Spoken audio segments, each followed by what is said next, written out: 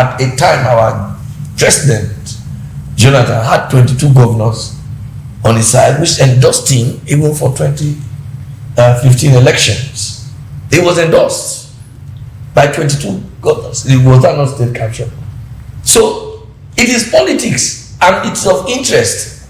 And the Nigerian context and African nature of politics is that of infrastructure of the stomach, or stomach infrastructure if you reverse it. Section 69 had made it clear that once you are elected into parliament and you defect by joining another party without substantially proving that there's a division in your political party, then you are going to forfeit that seat. The law of defection, as it were, today under our constitution, affects only parliament. It doesn't go to governor, the deputy governor, the president, or the vice president. The Supreme Court made it clearly that there's no provision as to any sanction or effect on the executive defect. It is only the State House of Assembly or Parliament themselves that can declare a seat vacant.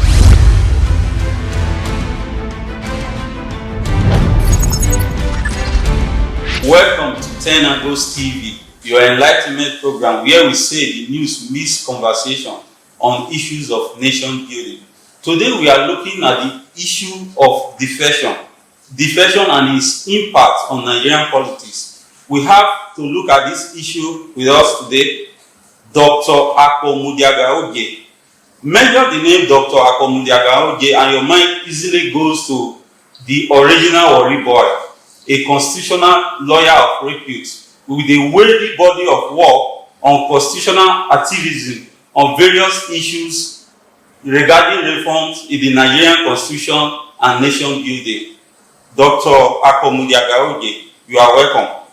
And then I have my co-host, Lionel Shima, who will be sitting with me to have a conversation with Dr. Odje on this topical issue. Join the conversation as we go along by giving out your response on our various social media angles. You're welcome, sir. Thank you. Pleasure is mine. Yes. We take it from the June 12th, 26 years after we are here. What does June 12th mean to you? Well, in retrospection, 26 years ago, particularly June 12th, I was at the law school as a student of the Nigerian Law School. And indeed, I was part of the struggle, collectively and individually, with Ogaga Ifowodo, Mahmoud Mohammed. We were in the struggle, even our great minister, Festus Keyamo, we were in the struggle for June 12th. And because the law school was very strict and conservative, we ought to have shut down, but we were getting along. June 12th represents the collective will of the entire Nigerian nation, as well as the fact that it represents the freest and most credible elections ever held in our history. It was a unifying force, and that symbol was personified by the martyred Chief MKO Abiola. His victory in the electoral process revealed to us that a candidate can unite the country in a transparent electoral process. He defeated the Northern and the North. And unfortunately, the results were not released nor announced. And under constitutional law, for you to challenge an election, the presidential election, you must show that one, elections were held, and two, results were announced. So it was on that legal advice that the ex-Minister Ministry of State, Ibrahim Babangida, refused to announce the results so that there will be a constitutional cauldron for Abiola to challenge that, in spite of the flurry of decrees that was used to obfuscate that victory. Today, 26 years after, we have seen elections that have plummeted from that very high standard. The electoral process is enmeshed in voodoo electoral actions. It is based on electoral shenanigans, and if not to use the strong word, fraud against the electorates, because the process is no longer transparent. So today, we look back like those who are riding the horses to look forward, to move forward, and look back, to say what happened in June 12th that made it a watershed that has not happened today. So what do we do? Apart from marking 26 years, we should look at the setbacks and look at the progressive retrogression in the electoral process and challenge ourselves collectively and individually, especially the present administration, to embark on the electoral reforms, which Yar'Adua did, President. Yar'Adua was a very great man. He said, and I quote, in the Council of State meeting, even as Lamundo warned him as a governor, that the electoral process that brought him in was fraught with grave irregularities. That's what he said. So he was saying that he's a beneficiary of irregularities, and they asked him to remove that word. He said he will not, and he stood by it, and that's why I set up the late Owais electoral reform, which reports and recommendations are still. I wonder what we're doing. Okay, even before we take a look at the broader issue of the setbacks, let's even look at Abiola, the symbol of the June 12th struggle itself. In response to masses agitation, have we done enough to actually give MKO Abiola the honor he deserves posthumously? Not at all. Not at all. All what has been done has been symbolic charm, with due respect, even though it's progress. Recognition for Abiola. Sooner Damino wrote a book now, and he told us that at a particular time government was paying him large amounts of money, which they are still paying him till now. First, that money should be released. Secondly, we can conceive within the constitution and within the powers of the president that he will be declared as a president, and he won that election and officially declared as a president, so that he would benefit from everything that the president is entitled to in this country. And that will show in our history and our record books that he was actually a president elected in 1993. No amount of awards will cure that except he's pronounced as a president. The president can table a bill to the National Assembly to remove all constitutional doubts, or by executive order make that declaration. It depends on him. People might challenge, people might, so let us make it by virtue of a law. Make a bill proposing him that he be pronounced. The results are in the official site and archive of government. Add the results, verify that to the Treasurer's office, and the president gives us it. And he will be made a president, posthumously. Backdating all what is due to him, give to the family. And that will be the greatest thing, because he was actually elected by the people as a president of this country. All right, while we were talking, you said the democracy we have today is far, far below what we ought to have had. Peradventure, if Abiola has sat on that chair, do you believe or do you think that our democracy would have moved further than we have today? Without playing the clairvoyance of an Nostradamus or a prophet, my point that the democracy could have moved further was that if the results were upheld through a transparent electoral process of that nation, then our democracy could have moved. The bar could have been raising higher. In fact, we could have been seeing elections becoming greater than the one of June 12. That is the first thing that appears to be a priori and axiomatic, which doesn't need any contrary opinion. Because if you get good, I think the next one goes better, and you get best. But when you get good, and the other coming worse and worst, and even going beyond worst. Yes. So you look at it on that, then I would say yes.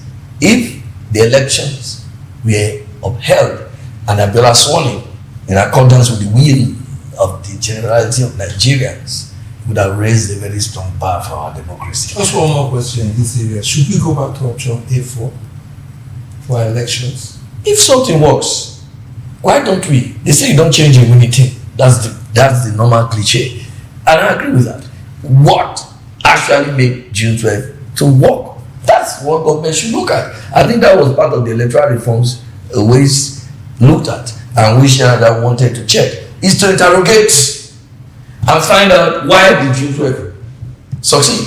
And if Objective 4 forms the foundation upon which it succeeded, so be it. Okay, so from this background we have set towards the issue of the day, which is defection, we are almost agreeing that instead of progressing, we are retrogressing in our democratic journey. And then one of the intensifiers is this lexicon that has entered the nation's democracy, defection. We believe that the first defection that was close to that happened, I think, in the 50s, when actual Congress, then the word was cross-carpeted to join the NCNC. Today now we are hearing defection. And for me, it means a lot of things to different stakeholders, different interest groups. I'm sure that for the president, it is to build unity, government, and all that. I think for the opposition that is actually sucking now, it is a push towards the state capture. And then for the masses, a lot of them are saying it is even a distraction to good governance and our democracy. I want to ask, as we take off from this, what do you make of this issue of defection? Well, indeed, you followed the historical basis upon this word defection that it evolved from cross-carpeting. That was a parliamentary system, and they used the word to cross-carpet, borrowed from the English parliamentary system. Now, Section 69 had made it clear that once you are elected into parliament and you defect by joining another party without substantially proving that there's a division in your political party, then you are going to forfeit that seat. So, defection, as you understand it, is to flee or to evaporate from the party which elected you or sponsored you, sorry to say. The party sponsored you for the election to another party.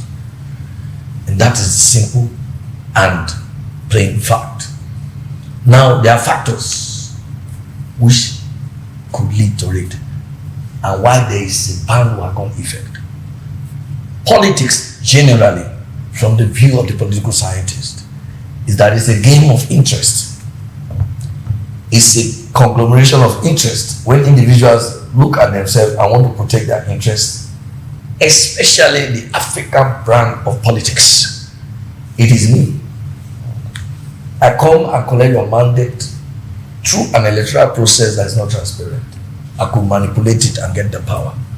And when I go in there, if I look that I don't have sufficient strength to either get promoter accumulation of wealth or to attract infrastructural development to my constituents and my constituency, if I'm not heard or I'm not capable of influencing proceedings, then I could look at the wave and see where the impact and the effect and the power is. Then I move, regardless of what is going on in my party. Then again, there are implications. Generally, from Delta, Akwa Ibom, I am seeing more coming. The principle is connection to the federal. Connection to the federal. In the sense that in opposition for close to 10 years has revealed that we are losing out at federal politics. What are we losing? Perhaps infrastructural development, How? power, control, privileges, and indeed interests, both personal and state-wise. So where does that leave the political party that sponsored the candidate to victory? That is where the law apparently has some issue. There's a hiatus, or what we call a casus omissus in the law. The law of defection, as it were, today under our constitution, affects only parliament. It doesn't go to governor, the deputy governor, the president, or the vice president. That was the decision of the court in PDP against Atiku. The Supreme Court made it clearly that there's no provision as to any sanction or effect on the executive defective. So as things are now, the State House of Assembly is not, in fact, all the members there, so all the members who are PDP members are supposed to have resigned their seats. In the state houses, Yes. to follow the executive, Yes. that is where the state houses could have challenges if they cannot prove that there's a division in the party they are exiting from. But we all know, apparently, from the PDP, what you are saying, you can see the wicked faction, you can see the Iron faction right now. So even as a matter of fact, before going into law, there's a division in PDP. The members of the house can sustain a defense on the ground that there is a division. At the national level, but not at the state level. Who is not at the state level? It's the party that sponsored you. That's the national. It's not the state. The constitution does not recognize your state. The state is actually recognized by the laws of the party, the national party. The constitution recognizes the political party in the state. That's the power base. So if there is a problem there, you can justify it completely. Okay, but let's look at the situation that happened in Rivers before we get here, where there was really no much of excuse to say that the party at the top has serious issue to around defection, and some lawmakers, about 27, defected, and then they were abandoning evidences that they defected, video issues, affidavit, and all that. And at the end of the day, the judiciary was called to question. They could not decide, and at the end of the day, they decided that they did not defect. How do you look at a situation like that? Could it also be that the judiciary is also part of the problem, instigating all of this? I will not say it's instigating. The judiciary, no doubt, with greatest respect, has entered into the theater and the dust of conflict, has covered its eyes to some extent. But the decision was given in Rivers State, and the Supreme Court said, and we quote that, it is only the State House of Assembly or Parliament themselves that can declare a seat vacant. That's what the Supreme Court has said. And that is why That's what it said. the so-called factional speaker of the house declared the seats of the other 27. But those factional seats were declared unconstitutional. That's why the Supreme Court got it. That was where the judgment hit. Let me tell you this story. That case, during the pendency of the action, the incumbent governor,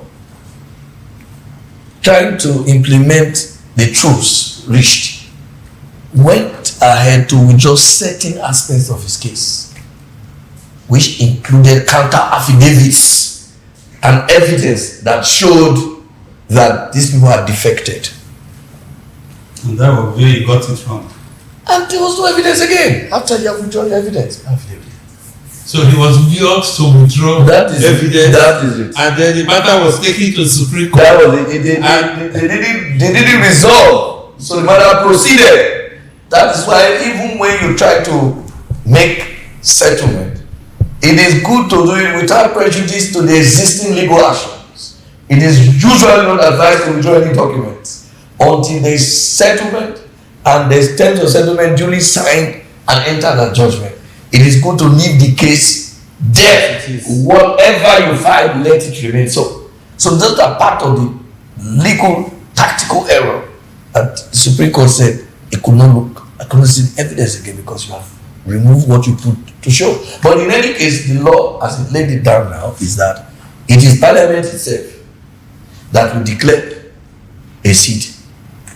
So that's why Tony Fernandez was criticizing the judgment that it's going to be a dangerous precedent where if somebody is openly defected and working against the party, and knowing the Nigerian politician, he will not declare it. So that is another area of manipulation which we believe maybe one day the Supreme Court will revisit it. and see and stop the mischief that this is judgment will cause. Yes. So, doctor, at the level of the constitutional backing or defense, it gives the key actor who gets involved in defection. We can understand that one. They can go away with almost anything. But let us take it from there a little and bring it to the moral correctness of all of it and the dysfunction it has in the polity and for the masses. Look at Delta State, for instance, a state where the PDP has been the ruling party for how many years, and all of a sudden there's a turnaround. Doesn't the dysfunction it creates affect governance and development in the states? Well, the governor has said for the purpose of development is aligning with the national.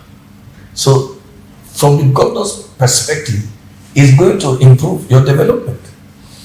However, it is true that the defection will cause some effects. And he said so, that his predecessor said that there's going to be backlash. It is going to have, because a government and a party that has been there since 1999 has already set out and has concretized. The same thing with Akpo Mudiaga now.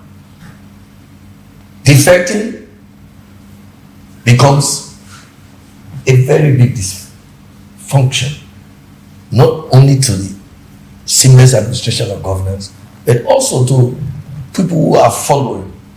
They might find time and difficulty in being integrated where they are going. But the decision, like I told you, of the executive has no legal sanction except the moral grounds upon which you are bringing it. And also the social contract relationship that I cast my vote for you. I gave you my power and authority on this platform. I saw this platform before I elected you on this platform. Now leaving this platform, I gave you authority to give my authority to this next. Apparently, this is a question. So that is why perhaps if there is going to be an amendment, they should add the executive to it, so that unless you can prove that there is a division, then you might not be able to defect. Because if a man actually, because you look at it at both sides, if a man actually cannot function in a party that is divided, I think he should have a duty to leave. However, he should call and consult extensively. Yes, with those who gave him the power. That is, maybe he should go back and be re-elected to defect. That is what I'm saying. Well, that is a near impossibility, particularly in Nigeria. Yes. However, let's take this matter from a dimension which I know that you will be able to provide answers for the people. It is the governor, those governors that are defecting or have defected, are saying that it will align them with the federal government. What the federal government, I believe, owns every state is their allocation, monthly allocation. And should the federal government be treating any other state different from any other state that has a different political party, differently from those that are in the ruling party? What does Delta State actually stand to benefit from running to APC?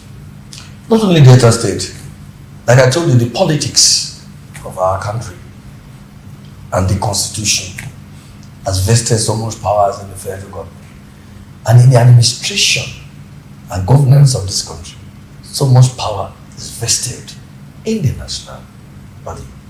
If you look at the constitution, it has a constitutional foundation. We have 68 items, although item 45 was deleted by the 5th alteration. We have 68 items upon which the National Assembly, which is the federal government, can legislate upon. We only have 22 for concurrent for the states. And in that 22, under deduction of covering the field, once the National Assembly makes a law, even that 22, the state cannot. So technically, the whole powers are vested in the National Assembly and the federal government. Favoritism comes to play. There are loans, which can be guaranteed by federal government for you to take. There are other privileges, which include road construction, development, siting of projects in your state, which can be influenced by your alignment to the federal government. And even your security, police, navy, soldiers. When you come under heavy attack of herdsmen, bandits, if you are not connected, it's just a waste of time. And that is the key, the developmental power and security. That is the key upon which people align with the national. There's one thing of calling the president and taking your call. Are you saying that in the 8 years of President Muhammadu Buhari, Delta State did not benefit as it ought to from the federal government?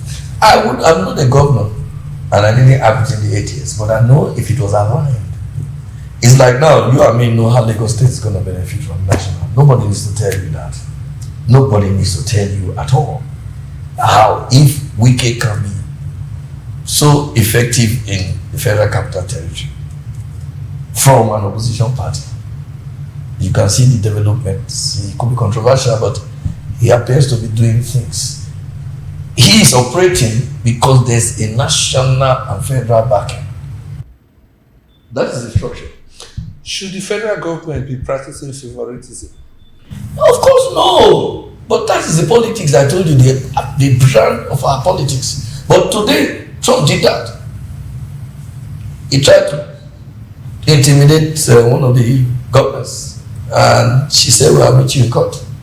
That's what she told him, because he said he's going to withhold allocation. So Trump is learning from Nigeria. Perhaps he said no withhold allocation because they were not doing things the way he wanted them to do, and she said, "We'll meet you in court." So, Doctor, in the context of the way the center or the president is even pursuing this alignment, it seems to be euphemism for the push towards a single party state. Is that what we need at the moment if we want to improve our democracy? I don't think I'm a fan of the president in the sense of policies that are ongoing, but for now things are not too good in our country, and we want things to develop faster, and we want certain things to become more positive so that the ordinary man and even those in the middle class, everybody's touched, can survive. I don't think, with the greatest respect, that is the president that is pushing. They are pushing the president. The people who benefit from it are pushing. Because I don't see why the president is going to tell you, "Give me your state." He's not going to tell you that. It is the people who are operating on behalf of the president, who are politicians and lobbyists, that are going to capture his state for the president. He is not going to tell you no. It's like Obasanjo and his third term. He will tell you, "I'm not involved." But if he comes out, I will accept that is it. So you are a president. You want the second term, absolutely. And you have people who are going to lobby for you. These governors there were no guns in their head. They were not forced. Even though you can say technically they are coerced. Who is coercing you? Like, for example, you hold your treasury, you are the person going to join the party. It's not a state capture to me. There's nothing like that. At a time, our president, Jonathan, had 22 governors on his side, which endorsed him even for 2015 elections. He was endorsed by 22 governors. It was not state capture. So, it is politics, and it's of interest. And the Nigerian context and African nature of politics is that of infrastructure of the stomach, or stomach infrastructure if you reverse it. So once we need stomach infrastructure, we're on the streets trying to infrastructure the stomach. Then we meet minds. Don't forget, interest. Some governors want second term. Some governors want to bring in who they want in to come. So you are aspiring, he is aspiring. Now the highest authority that can empower that aspiration, you have to surrender to me. That is exactly what's going on. But it's This is interesting. Yes, that is it opens a gap, and the gap is that we cannot even trust our elections. That is Bring in the people that we need to run our local government, our state government, and even at the national level. That is where we are. That is indeed, I spoke with some people now, some reporters, and I made the point that we are celebrating 26 years of democracy or whatever. The greatest problem that we need to fight is the electoral process. Once the electoral process is not credible, what it throws out becomes not credible. Yes. Once it's not transparent, the process it throws out is not transparent. Once it is not straight, the process it brings out is dubious. Sure. So that is it. So when it has come out and produced what is expected from a system that is not clean and a system that is corrupt, then you will get the people there. We are not saying some did not win the election. Some won the election, but they are in the minutest minority. Which is why the people are even pained, the masses are pained, or the electorate are pained that in the commitment to even tinker with the electoral process to through constitutional amendment, not much consideration is being given to, even no consideration has been given to independent candidacy, which will give the electorate a wider leverage to actually bring in people. So why is the government averse to actually supporting this independent candidacy in our politics? Well, like one pastor said, there is an election between armed robbers. They will not elect the police to be the president. And even if evidence of hell is to be given in court, it is the devils that will come and give the evidence, not angels. So you cannot legislate yourself out of power now. It is you outside now that will try now to ensure that we change the process. That's what I'm telling you. Independence candidacy is the best first to shoot out, because less that money to be spent and popularity can really come in to help. That is the greatest one of the points we raised. And most importantly, again, one man, one vote, I've won severally in different fora, and I said it today again. It's a political gimmick, a social sobriquet, has no legal background or foundation. If your vote, all of us in this place, if we cast our vote for a particular party now, for a particular party, and the umpire, INEC, credits our vote wrongly to the second party, none of us has a right to go to any court in Nigeria to say our votes were wrongly credited to a party that we will not vote for. Because the Electoral Act has said it clear, only two people can challenge electoral results. One, national result, the candidate, and secondly, the political party. So if you cannot defend legally your vote, what democracy are you celebrating? Or what are you expecting? In Ghana, Section 64 of the Ghanaian Constitution in 1993, a constitution that was passed after there was a Constitutional Assembly duly elected, and after their report was sent to a referendum and there was a plebiscite voted and approved the constitution, provides under Section 64 that any Ghanaian, it didn't say vote out, any Ghanaian can come and challenge a presidential election result provided it constitutes in 21 days. Any Ghanaian, you can see that. So now independent candidacy is blocked. You to defend your one man one vote is blocked. So don't you see the thing? That is why the prophet said that my people perish for lack of knowledge. The knowledge is that most of the laws, like on resource control and oil and gas, they have already stifled us. We are tired already. So we can speak and speak and speak and speak and speak, yet the laws remain. How can I not defend my vote in court? Why should I leave it to the political party or the candidate who will compromise? And they say it's a family matter. My vote is gone. They can't even defect. So if we are to break off from this conversation and end it now, the one word our takeaway will be that the Nigerian situation is where the masses are helpless for Nigerian democracy.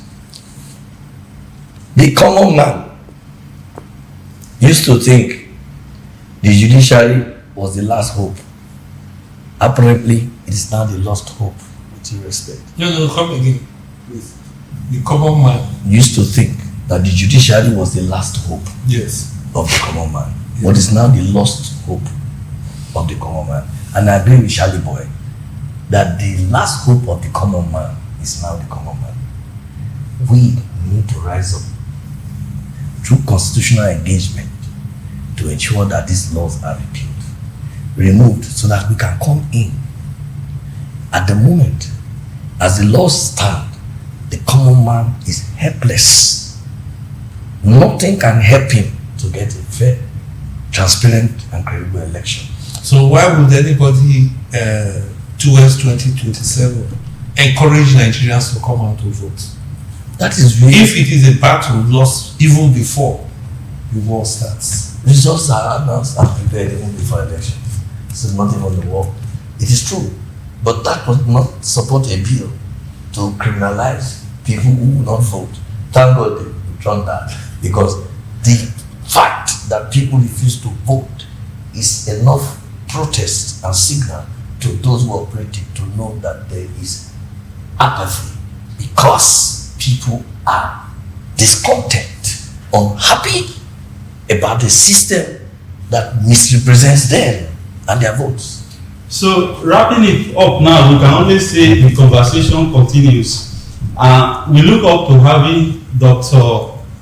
Odje back with us as we look at constitutional issues and nation building. And then we want to continue the conversation by asking you to give us your response. Send us your response. How do you feel about defection and the whole issue of Nigerian democracy progressing and making progress? So that's a wrap. Yes. We have our colleague there. Let's hear your final word. The end game is whatever it takes, let us remain there.